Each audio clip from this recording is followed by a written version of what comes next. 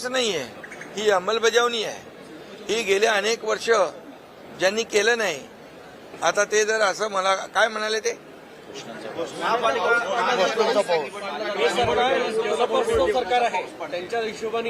हे राहणारे हे जे बिल्डिंग मध्ये राहणारे डेव्हलपर आहेत का? हे सर्वसामान्य लोक आहेत, हे गिरणी कामगार आहेत, सर्वसामान्य मुंबईकर आहेत. या लोकांच्यामुळे मुंबईकर गेला नालासोपाऱ्याला, गेला वसईला, इकडे गेला बदलापूर, अंबरनाथ, वांगणीला. त्यांना आम्हाला पुन्हा मुंबईत आणायचं आहे आणि म्हणूनच आम्ही ही योजना केलेली आहे.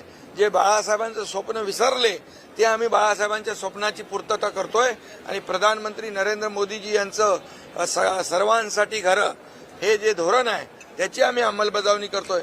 ज्यांनी मुंबई विकली ते आमच्यावर काय आरोप करणार?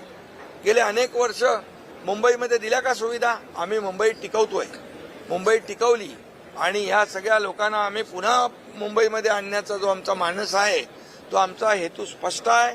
निवडणुका डोळ्यासमोर ठेवून आम्ही कुठलाही निर्णय घेतलेला नाही, घेणार नाही. कारण शेवटी मुंबईकर सुज्ञ आहे. मी जेव्हा मुख्यमंत्री झालो तेव्हा देवेंद्रजींनी आम्ही या मुंबईसाठी जे निर्णय घेतले कॉन्क्रिटायझेशनचे, का घेतले नाही तुम्ही? का खड्ड्यातला प्रवास लोकांना दिला? का लोकांचे बळी घेतले? का त्याच्यामध्ये करप्शन केलं? हे आम्हाला सांगा. आणि त्यामुळे डांबराचे रस्ते आता बिलकुल नाहीत. पुढच्या मे मध्ये मुंबईतले बरेचसे रस्ते खड्डेमुक्त होतील. पुढच्या डिसेंबरपर्यंत आणखी खड्डेमुक्त होतील. मुंबई खड्डेमुक्त करण्याचं धोरण आम्ही घेतलेलं आहे. मुख्यमंत्री माझी लाडकी बहीण योजना या 3 भावांनी आपल्यासाठी आणली आणि खऱ्या अर्थानं आपल्या सख्या भावाच्या तोडीने जर आपला कोणी विचार केला असेल तर या आपल्या 3 लाडक्या भावांनी केला. म्हणून मी आपल्या सगळ्या जणींच्या वतीने आज त्यांचे मनापासूनचे ऋण व्यक्त करते. आजचा हा दिवस आमच्या सगळ्यांसाठीच अतिशय आनंदाचा दिवस आहे. कारण राज्याचे सन्मान्य मुख्यमंत्री आणि दोन्ही उपमुख्यमंत्र्यांच्या मार्गदर्शनाखाली राज्यस्तरीय वितरणाचा सोहळा आपण आयोजित केला आणि त्या वचनपूर्ती सोहळ्यामध्ये 1,07,00,000 पेक्षा अधिक महिलांना आपण 3,000 इतका जो लाभ आहे तो वितरित करण्यात आला.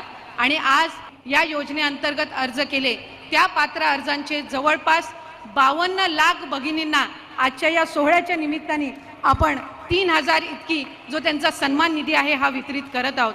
सकाळी साहेब नागपूर विभागातील आपण 5.25 लाख महिलांना आपण आज सकाळी त्या ठिकाणी त्यांचा जो सन्मान निधी आहे तो वितरित केला आणि त्यांच्या सगळ्याच जणींकडून आपल्या सगळ्यांचे, आपल्या तिघांचे प्रामुख्याने आभार मानले जात आहेत.